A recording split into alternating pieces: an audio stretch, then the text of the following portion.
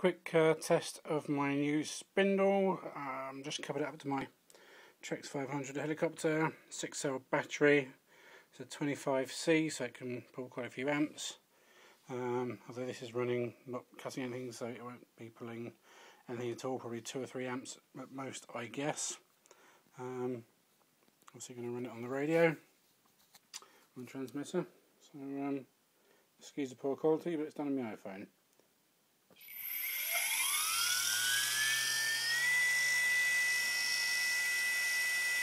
It works. Yay!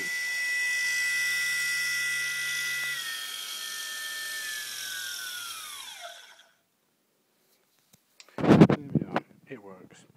Just need to build myself a router now just to get it